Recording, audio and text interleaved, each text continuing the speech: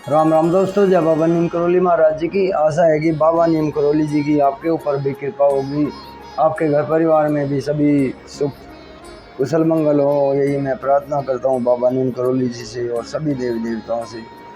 दोस्तों, आज मैं आपको सुनाता हूँ एक ऐसे पिता की कहानी जिसका बेटा उसे छोड़कर विदेश चला जाता है और वृद्ध पिता अकेला कैसे अपना समय व्यतीत करता है और वो अकेलेपन में क्या उसके साथ होता है दोस्तों। तो इसे पूरा सुनिए दोस्तों, ताकि ये सामाजिक ज्ञान है। हमारे समाज में ये अवधारणा बढ़ती जा रही है, तो इसे आगे भी शेयर करें और चैनल को सब्सक्राइब करें मेरे भाई।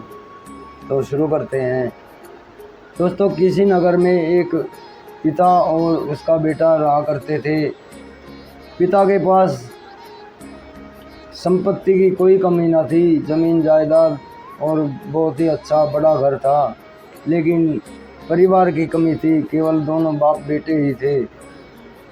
इसी तरह बच्चे को पढ़ाने के लिए बाप ने बहुत ही हिम्मत और मेहनत की, और जब बच्चा पढ़ लिख कर कामयाब हो गया तो वो बाप ने उसे शादी के लिए कहा और उसकी शादी भी कर दी।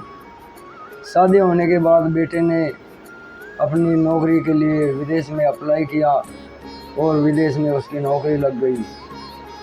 फिर जब वो बेटा कहने लगा अपने बाप से कि पिताजी मेरी नौकरी लग गई है विदेश में, मैं जाना चाहता हूँ, लेकिन बाप कहने लगा कि बेटा तू यहीं पर कोई नौकरी कर ले, यहाँ भी भारत में भी तो नौकरियाँ हैं। लेकिन बेटा नहीं माना और उसने ये नहीं समझा कि तेरा बाप अकेला यहाँ पर क्या करेगा, और अपनी बीवी को लेकर वो विदेश में चला जाता है। बेटे के चले जाने के बाद बाप बहुत अकेला हो जाता है और एक नौकर रख लेता है जो उसकी रोटी बना दे और थोड़ा पार्क वगैरह में पेड़ पौधे की देखभाल करने में उसकी सहायता कर दे। दोस्तों, समय ऐसे ही चलता जा रहा था। एक दूध वाला था, रोज़ दूध लेके आता और उस वृद्ध व्यक्ति को आते जाते राम राम करता, ये राम राम अंकल जी, और वो रोज़ाना राम राम ले लेते। इसी तरह उसे वृद्ध व्यक्ति को उसकी बहुत ही अच्छी आदत लगी, और एक दिन वृद्ध व्यक्ति ने उस दूध वाले को अपने पास बुलाया और कहा कि बेटा तुम कौन हो, कहाँ से आते हो रोज़ाना। तो दूध वाले ने बताया कि सर मेरी यहाँ पर पास गांव में एक डेयरी है, भैंसों और गायों का दूध मैं यहाँ पर शहर में सप्लाई करने के लिए जाता हूँ। तो इसी तरह फिर रोज़ाना उनकी बातचीत होने लगी और फिर घंटों वहीं पर रुककर वो दूध वाला जाने लगा। वृद्ध व्यक्ति का एकदम जीवन बदल सा गया। उनके मन में हर वक्त जो अकेलापन रहता था, वो उस लड़के के साथ जो 1 घंटे का 2 घंटे का जो समय बीतता था, उसके सहारे वो हर समय प्रसन्न रहता।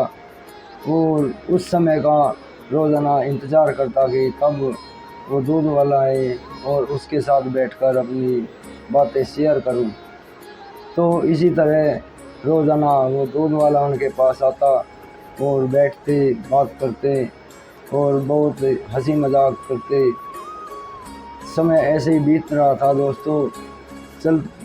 तो वृद्ध व्यक्ति के मन में एक दिन ये एहसास आया कि जो मेरा अपना खून था, अपना बेटा था, वो तो मुझे छोड़कर चला गया है, जाने वो आएगा भी नहीं।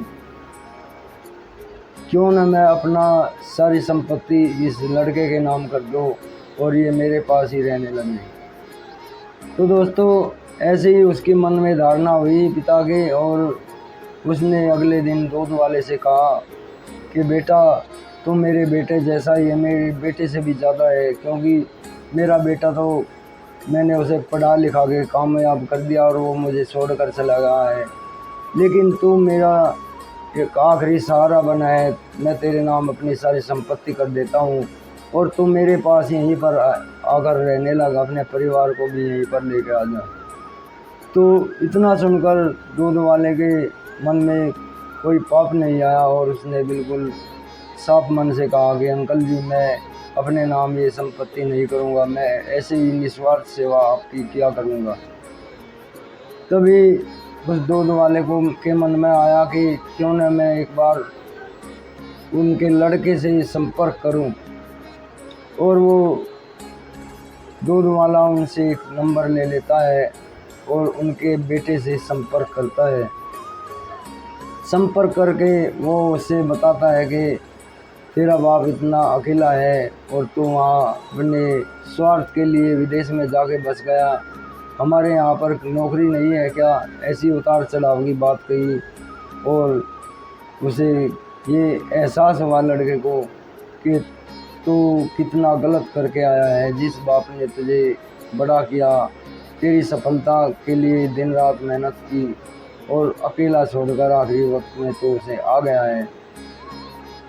उस दूध वाले की बात सुनकर वो बेटा फ़ोन पर ही रोने लगा और कहने लगा, भैया मैं जल्दी ही भारत आ रहा हूँ परिवार के साथ और फिर मैं अपने बाप की, अपने पिता की सेवा करूँगा। तभी कुछ दिन बाद बेटा विदेश से सब समेट कर भारत आ जाता है और अपने बीवी बच्चों के साथ।